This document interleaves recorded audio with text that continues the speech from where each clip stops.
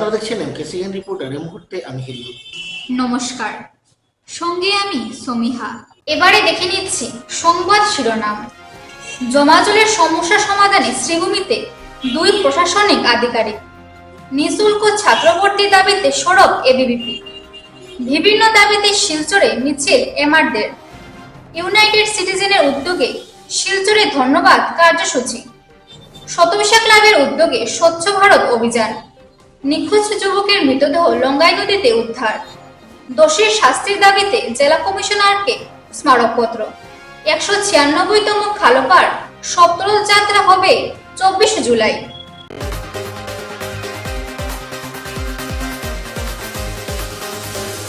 জমাজলের সমস্যা সমাধানের উদ্দেশ্যে গুয়াহাটি থেকে শ্রীভূমিতে এসেছেন টাউন অ্যান্ড কান্ট্রি প্ল্যানিং এর 2 আধিকারিক জিতেন্দ্র শর্মা কাকতি ও প্রশান্ত কুমার গগৈ।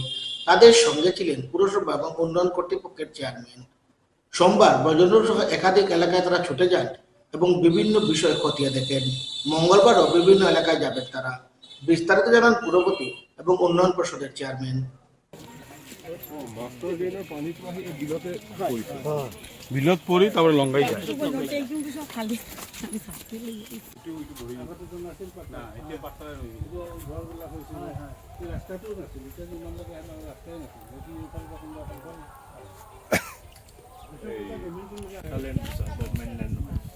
আমার সব গভর্নমেন্ট ল্যান্ড আমি দিয়ে দিচ্ছি। 42 ওয়াটার বডিজ আছে আমার গভর্নমেন্ট ল্যান্ড।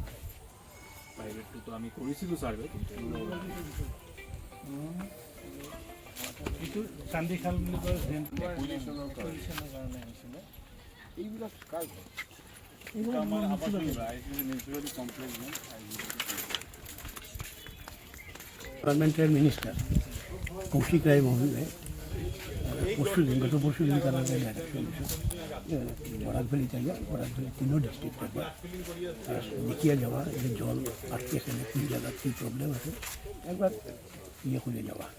সেই অনুপাতে আজকে আইসেন এখানে আবার পরে সার্কিট হাউসে সব লাইট ডিপার্টমেন্টসের লোকের লিয়ে পিডাব্লিউডি, পাবলিক হেলথ, আমরা সব মিউনিসিপাল তারপরে লোকে আলোচনা করা হয়েছে। আর এইটার পরিপ্রেক্ষিতে স্পট ভেরিফিকেশন ওখানে আইসেন। কোন কোন জায়গা পরিদর্শন করলেন? টাউনের যেসব জায়গায় জল আটকে, যেসব ওয়ার্ড জলে আটকা থাকে, জাম থাকে, চরমজাম যাওয়া হইব, বিভিন্ন জায়গায় এখানে আওয়া হইব। এখানে আইয়া এই স্পট অনুসন্ধান করা প্রথমবার হয়েছে বলে আমি অনুভব করি। তো এটা গভর্নমেন্টের এগুলো ইচ্ছা যে এইগুলা যাতে এই প্রবলেম থেকে মানুষের মুক্তি দেওয়া যায় পারমানেন্টলি, সেদিকে এই কাজ। তখন আমরা একটা নতুন সার্ভে হইব। এই সার্ভেতে কতটা নালা এক এক ওয়ার্ডে আছে, কতটা ড্রেন আছে কানেক্টিভ হইয়া কোন দিকে যার জল উঠলে, এগুলো নিয়ে একটা ম্যাপ তৈরি করার জন্য ইনস্ট্রাকশন দিয়ে সমাজকে। আমাদের আসামের মাননীয় মন্ত্রী তথা আমাদের শ্রীভূমি জেলার আমাদের যিনি গার্জিয়ান মন্ত্রী শ্রীযুক্ত কৌশিক রায় মহাশয়, ওনার তৎপরতায় উনি আমাদের এখানে একটা টিম পাঠিয়েছেন। টাউন অ্যান্ড কান্ট্রি প্ল্যানিংয়ের আমাদের রাজ্যের যিনি ডাইরেক্টরকে পাঠিয়েছেন এবং আরেকজন অবসরপ্রাপ্ত এক্সিকিউটিভ ইঞ্জিনিয়ার ড্রেইনের যিনি এক্সপার্ট, উনি ওনার কর্মজীবনে শুধু ড্রেইনেজের কাজ করে গেছেন।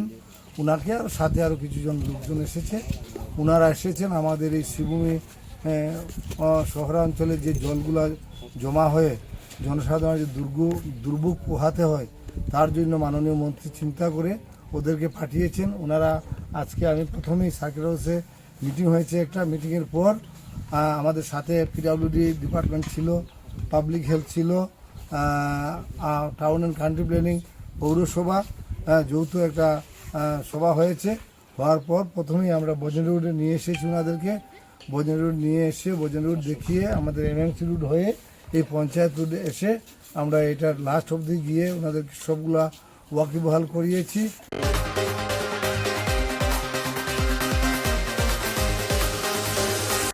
নিঃশুল্ক ছাত্রভর্তি করানোর দাবিতে এবার সরব হয়েছে ছাত্র সংগঠন এবিভিপি। করিমগঞ্জ কলেজের সামনে এই ইস্যুতে প্রতিবাদ সাব্যস্ত করে সংগঠন। পরে জেলায়ুক্তের অনুপস্থিতিতে অতিরিক্ত জেলায়ুক্তের হাতে দাবি সম্বলিত একটি স্মারকপত্র তুলে দিয়েছেন ছাত্র নেতারা।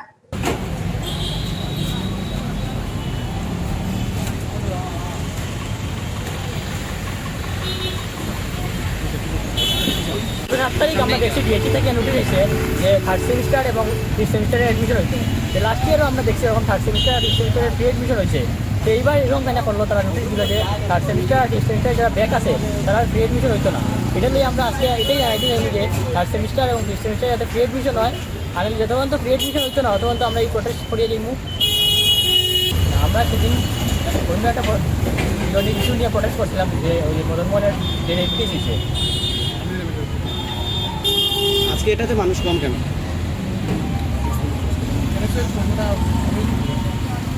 এটা মানুষ কম কারণ হলো যে আমরা এটা তো এনএসইউ এর যে বিষয় যেটা তারা কতদিন পরে শুরু, দেখো এটা হচ্ছে আমাদের স্টুডেন্টদের ম্যাটার। সব স্টুডেন্ট চায় যে এই বিষয়টা যাতে ফ্রি হয়। গতবার যেহেতু ফ্রি হয়েছে, এইবার ফ্রি হয়েছে, সেটা অন্যান্য সংগঠন করেছে গতদিন, আমরা নিজেও দেখেছি। তো আমরা সেদিন অন্য একটা প্রোটেস্টে ব্যস্ত ছিলাম, কারণ ওইটাও আমাদের সমাজের জন্য প্রোটেস্ট করা জরুরি। আজকে যদি আমরা না করি তাহলে এই সমাধানও তো হবে না। তো আমরা অন্য সংগঠন করেছি, সেটাকেও আমরা সাপোর্ট করি, কারণ এটা সংগঠন রিলেটেড যে আমরা বিরোধিতা করবো আর আমাদের সেটা নিয়ে বসে থাকবো, সেটা করলে হবে না। আমাদের যখন স্টুডেন্ট নিয়ে কোনো সমস্যা হবে সেটা আমাদের একসঙ্গে মিলিত হয়ে আমাদের করতে হবে, যাতে স্টুডেন্টের সমস্যা আমরা যাতে কথা বলে সেটা সমাধান করতে পারি, সেটা দেখতে হবে। সেটা কেউ আগে করুক আর পিছিয়ে করুক সেটা বড় কথা নয়। বড় কথা হচ্ছে স্টুডেন্টের সমাধান আমাদের করতে হবে, যে এইভাবে হোক। সেই কারণে আজকে আমরা আবার প্রচেষ্টা করলাম। যখন সবাই মিলে আমরা করবো তখন জিনিসটা ভালো হবে, কারণ হওয়ার চান্স থাকবে। ডিমান্ড আমাদের যাতে গত বছর যেভাবে ফ্রি হয়েছে এই বছরও যাতে সেইভাবে ফ্রি হয়, ফলে আগামী দিনে আরও বড় আন্দোলনের দিকে আমরা এগিয়ে যাবো। কারণ আমাদের সঙ্গে আজকে দেখছেন যে স্টুডেন্ট কম আছে, আমরা ডাকলে আরও স্টুডেন্ট আনতে পারতাম। তাই আমরা প্রথমত চাই না যে প্রোটেস্টের রূপ ধারণ করতে, আমরা চাই সমাধান। এই সমাধানের জন্য আমরা প্রথমে আজকে মেমোরেন্ডাম সাবমিট করবো। আগামী দিনে যদি না হয় তাহলে আমরা প্রোটেস্ট করতে বাধ্য হবো।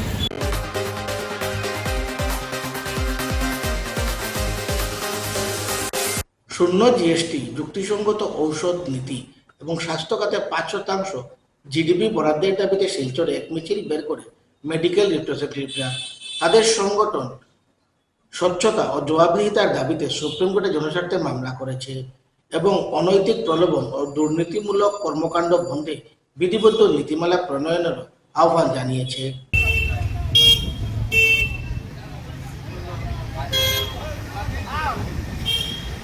এফএমআরআই এর ডাকে আমরা 4 দিনের বিভিন্ন প্রোগ্রামের মাধ্যমে ঔষধ সংক্রান্ত বিভিন্ন দাবি দাবা নিয়ে আওয়াজ তুলছি এবং মিছিলের মাধ্যমে মানুষের নাবিশ্বাস উঠছে। বর্তমানে ঔষধের দাম মানুষের নাগালের বাইরে।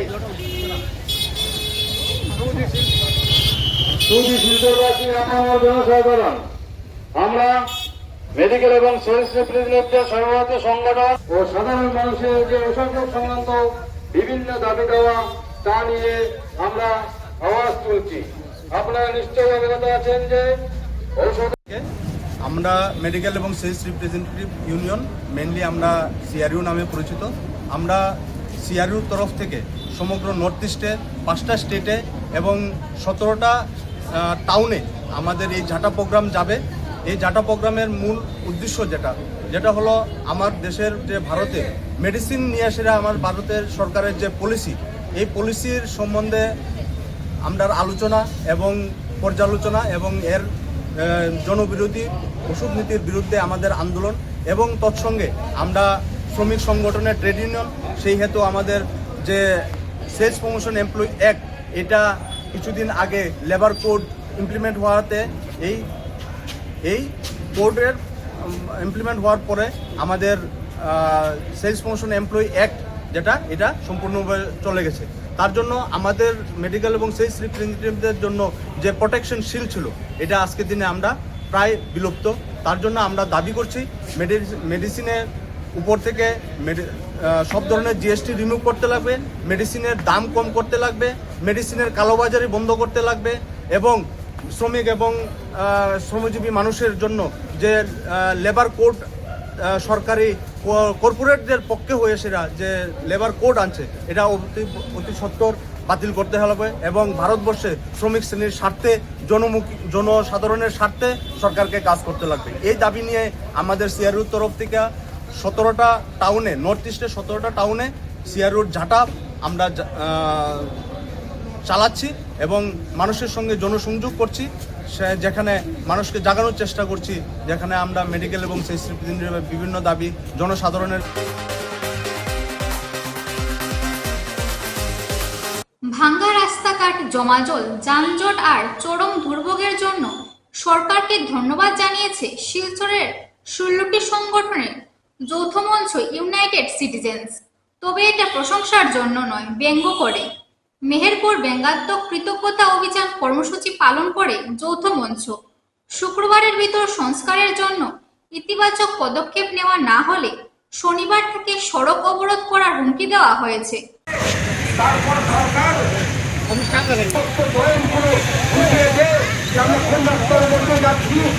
তখন আমরা বুঝতে পারি যে আমাদের থেকে তখন বিভাগ থেকে আমাদের বলা হয় যে পেয়েছেন তাকে ডেকে নিয়ে গিয়ে কোন রকমের জোরাতালি করা হচ্ছে, এবং সেটাও কতটুকু করা হচ্ছে, সেটাও হচ্ছে ক্যাপিটাল থেকে রাঙ্গির গাড়ি পয়েন্ট পর্যন্ত জানেন। এবং শিলচর মেরামত করেছেন একবার নয়, একাধিকবার। কারণ তাদের মধ্যে একটা মানবিকতা ছিল, তারা বুঝতে পেরেছেন যে এই রাস্তার উপর দিয়ে মেডিকেলের রোগী যাতায়াত করে, এই রাস্তার উপর দিয়ে অনেক প্রয়োজনীয় যানবাহন চলাচল করে, তাই তারা এটা করেছেন। তারা তাদের বাড়ির সীমানা পুনর্নির্মাণ করতে পারতেন, বাড়িকে সাজাতে পারতেন, সেই টাকা খরচ করে তারা রাস্তা সংস্কার করেছেন। তারপরেও তারা ভোট দিয়েছেন এবং সরকারকে ব্যাগ ভরে ভোট দিয়েছেন। এই ব্যাগ ভরে ভোট পাওয়ার মূল্য এই উপত্যকার মানুষকে আমাদেরকে চুকাতে হচ্ছে প্রতিদিন, প্রতি মুহূর্তে। সামনে পুরো নির্বাচন ঘোষণা করা হয়েছে। আমরা জানি যে কাজগুলো করা হচ্ছে বা এর আগেও বলা হচ্ছে যে ল্যাব দেওয়া হচ্ছে, তার সামনে পুরো নির্বাচনকে সামনে রেখে সরকারের হয়তো ভোটের দায়ে আছে, তাই ভোট সামনে আসলে তিনি কোনো কিছু করবেন, তিনি প্রতিশ্রুতি দেবেন। কিন্তু আমাদের এই শহরের মানুষদের প্রতিদিনের প্রয়োজন, আমাদের ভোট নিত্যদিন, প্রতিদিন আমাদের ভোট। সকালে ঘুম থেকে উঠে পেটের ভাবের জন্য আমাদেরকে রাস্তায় বেরোতে হয়, তাই সম্পূর্ণ ভালো রাস্তা পাওয়াটা আমাদের মৌলিক অধিকার। ওনার যৌবনকালে এই অঞ্চলের অনেক সমাজমূলক কাজ করেছে, প্রতিবাদে সেইভাবে সামিল হতে পারছেন না, তবু আমাকে দেখে উনি চলে এসছেন। যে পরিস্থিতি সৃষ্টি হয়েছে এটা মানুষের সহ্যের বাইরে। আজকে যারা বলেন সবকা সাথ সবকা বিকাশ, এটা কি বিকাশের নমুনা? এটা শিলচরের লাইফলাইন নয়। ক্যাপিটাল থেকে মেডিকেল কলেজ, ইঞ্জিনিয়ারিং কলেজ, বিশ্ববিদ্যালয় পর্যন্ত এটা বরাক উপত্যকার লাইফলাইন। বরাক উপত্যকার 3 জেলার মানুষকে, পার্শ্ববর্তী জেলার ডিমা আসার মানুষকে আজকে চিকিৎসার জন্য মেডিকেল কলেজে যেতে হয়, আজকে এনআইটিতে যেতে হয়, আজকে বিশ্ববিদ্যালয়ে যেতে হয়। সুতরাং এই সমস্যাটা শুধু শিলচরবাসীর সমস্যা নয়, সমস্ত দক্ষিণ আসামের মানুষের সমস্যা।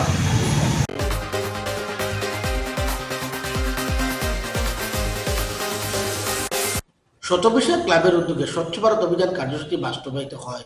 শহরের নীলমোড়ের রমণীমোহন ইনস্টিটিউশন এলাকায় আবর্জনা পরিচ্ছন্ন করেন শতবিশা ক্লাবের কর্মকর্তারা। কিশোরদের চিরদীপ ভট্টাচার্যরা বিস্তারিত জানান।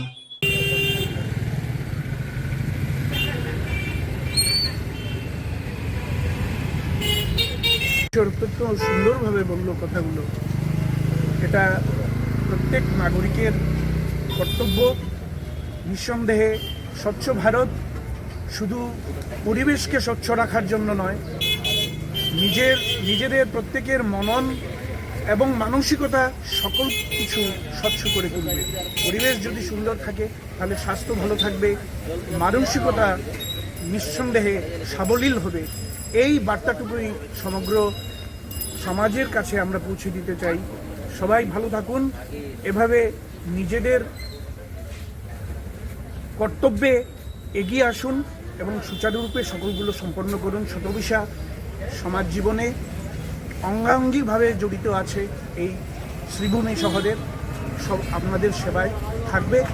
ধন্যবাদ। ক্লাব শতবিশার পক্ষ থেকে আজকে এক উদ্যোগ নেওয়া হয়েছে স্বচ্ছ ভারত অভিযান। আমরা জানি ভারতবর্ষের প্রধানমন্ত্রী নরেন্দ্র মোদীজি প্রধানমন্ত্রী হওয়ার পর সমস্ত দেশকে এক বার্তা দিয়েছিলেন স্বচ্ছ ভারতের, আর তারই অঙ্গ হিসেবে আজকে ক্লাব শতবিশার কার্যকর্তারা আমরা নিজেরা একত্রিত হয়ে মিলিত হয়ে নিজেদের উদ্যোগে এই এলাকার শতবিশা ক্লাবের সম্মুখস্থ এলাকা, মূলত রমণীমন ইনস্টিটিউট বা নীলমণি রোডের এই চৌমাথার এলাকাগুলোতে আমরা আজকে নিজেরা কাজে হাত দিয়েছি। এখানে যা আবর্জনা আছে, জঙ্গল আছে, ড্রেনে নর্দমায় যা আবর্জনাগুলো আছে সবগুলো আমরা আজকে নিজেরাই পরিষ্কার করার চেষ্টা করছি।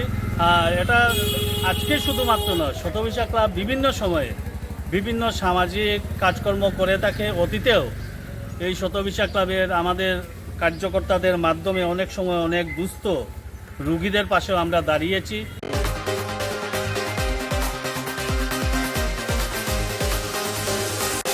2 দিন নিখোঁজ থাকার পর জাহানপুরে লঙ্গাই নদীতে এক যুবকের মৃতদেহ উদ্ধার হয়েছে। মৃতদেহ কাঠাগালের অজিত দেব বলে শনাক্ত করা হয়েছে। ম্যাজিস্ট্রেটের উপস্থিতিতে মৃতদেহ উদ্ধার করে ময়নাতদন্তের জন্য সিভিল হাসপাতালে প্রেরণ করা হয়। এ নিয়ে বক্তব্য তুলে ধরেন স্থানীয়রা।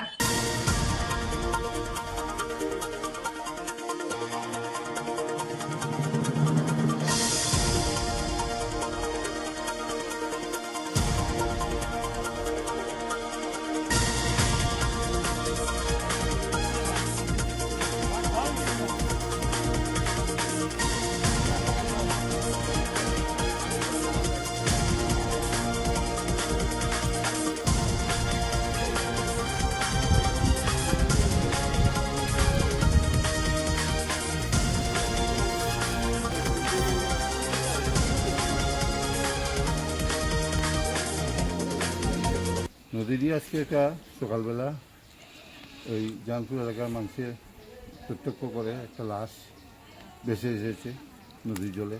কোথা থেকে এসেছে কি কিছুই বোঝা যাচ্ছে না এখন পর্যন্ত। লাশটা এখনও উঠানো হয়নি। উঠানোর পরে কোথাও দেখলে হয়তো পরিচয় পাওয়া যাবে কোথাকার থেকে এসেছে।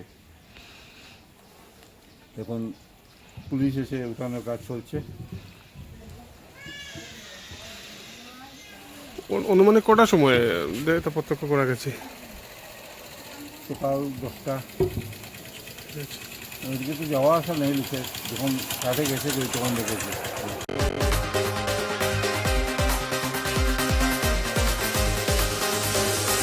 সমাজসেবী রাহুল চক্রবর্তী এবং প্রাক্তন উপপুরপতি সুখেন্দ্র বিকাশ পালকে মারধরের ঘটনা নিয়ে সোমবার শ্রীভূমির জেলা কমিশনারের কাছে স্মারকপত্র প্রদান করেন বিশিষ্টজনেরা।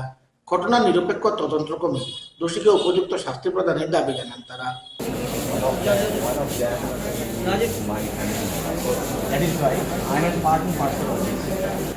একজন সুখেন্দ্র বিকাশ পাল, প্রাক্তন উপপৌরপতি এবং একজন প্রাক্তন সাংবাদিক এবং বর্তমানে শিক্ষা বিভাগের সঙ্গে জড়িত রয়েছেন রাহুল চক্রবর্তী, যিনি ঘটনাচক্রে আমার পরিবারের সদস্য। তারা মিশনের সম্মুখ দিয়ে যাচ্ছিলেন এবং সেখানে তারা মিশনের কিছু নিয়োজিত কর্মীরা রাস্তার মধ্যে জল ফেলছিল এবং সুখেন্দ্র বিকাশ পাল বলেছিলেন, তোমরা রাস্তায় কেন জল ফেলছো, তোমরা সেটা নালাতে ফেলো। তখন সেই যারা নিয়োজিত কর্মী ছিল তারা তাদের সঙ্গে তর্কাতর্কিতে উপনীত হয় এবং তাদেরকে শারীরিকভাবে হেনস্থা করে এবং সেই শারীরিক হেনস্থার ফলে রাহুল চক্রবর্তী প্রথমে সুখেন্দ্র বিকাশ পালের উপর তারা উপচে পড়ে এবং সুখেন্দ্র বিকাশ পালকে বাঁচাতে গিয়ে রাহুল চক্রবর্তী সেখানে যখন যান, ওনাকে মারাত্মকভাবে নিগৃহীত করা হয় এবং ওনার চোখ মোটামুটি আর যদি একটু উপরে লাগতো তাহলে ওনার বাম চোখটা শেষ হয়ে যেত। আর সুখেন্দ্র বিকাশ পালের উপর যদি এটা একটা মানে হয়ে যেত, তাহলে সুগন্ধি বিকাশ পার্লার কী হতো এটা বলা অত্যন্ত মুশকিল। তো এই ব্যাপারে পরবর্তীকালে একটি নাগরিক সভা অনুষ্ঠিত হয়। সেই নাগরিক সভায় আমার পরিবারের তরফ থেকে আমি উপস্থিত ছিলাম। সেখানে সিদ্ধান্ত হয় যে এফআইআর লজ করা হয়েছে করিমগঞ্জ থানায়, এবং এই দুজনের ব্যক্তি এফআইআর লজ করেছেন, এবং সেই এফআইআরের ভিত্তিতে নাগরিক সভায় সিদ্ধান্ত হয় যে এটা প্রথম ইনসিডেন্ট নয়, করিমগঞ্জে এই ধরনের ইনসিডেন্ট আরও অতীতেও হয়েছে, সরস্বতী স্কুলের সামনে হয়েছে। এই সমস্ত ঘটনাগুলোকে কেন্দ্র করে যাতে করিমগঞ্জে এই ধরনের ঘটনা বা শ্রীভূমিতে এই ধরনের ঘটনা ভবিষ্যতে না হয়, তার জন্য জেলা উপায়ুক্ত মহাশয়কে একটি স্মারকপত্র দেওয়ার সিদ্ধান্ত গ্রহণ করা হয়। অ্যাকর্ডিংলি আজকে আমরা জেলা উপায়ুক্ত মহোদয়কে এইমাত্র আমরা ওনাকে অনুরোধ করে ওনার হাতে মেমোরেন্ডাম অর্পণ করেছি।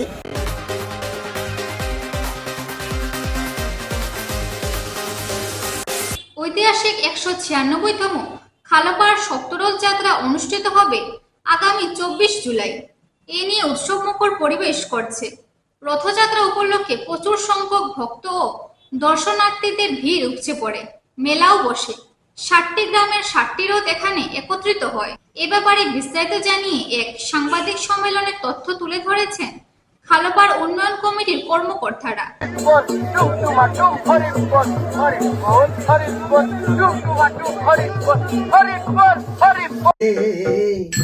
আহো আহো হবে রথে কালো পারুর কানে হিন্দুক নেয় পাপক কক যোগ বন্ধু দর্শনে হিন্দুক নেয়ক পাপক কক যোগ বন্ধু দর্শনে আহো আহো হবে রথে কালো পারুর কানে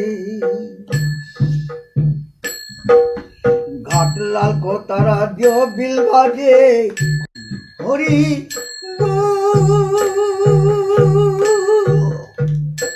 হরি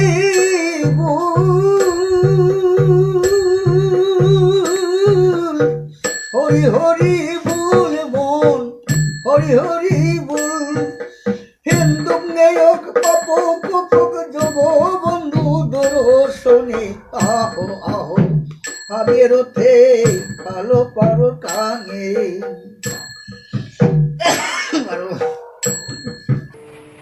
আজকে আমাদের এই সবার উদ্দেশ্য হলো, আপনারা সবাই অবগত, প্রতিবারের মতো আগামী 16 তারিখ থেকে শ্রী শ্রী জগন্নাথ মহাপ্রভুর মহারথযাত্রা এবং আমাদের সামাজিক নিয়মে আরম্ভ থেকে 9 দিন আমাদের নিয়ম মেনে বিভিন্ন নিয়ম কার্যসূচি মেনে এবং 24শে জুলাই আমাদের ফিরা রথযাত্রা। সেই দিন আমাদের খালাপাড়ে এবং বিষ্ণুপ্রিয়া মণিপুরী সমাজের প্রথম রথ, ঐতিহ্যবাহী যে রথ সপ্তরথ, সে রথ উদযাপন করার উদ্দেশ্যে এবং সেই সপ্তরথের মহোৎসবে ভক্তবৃন্দ সবাই যাতে উপস্থিত থেকে এবং উন্নয়ন কমিটিকে সহযোগিতা করে যাতে এই উৎসবটি সাফল্যমণ্ডিত করার আশা এবং আবেদন রইল।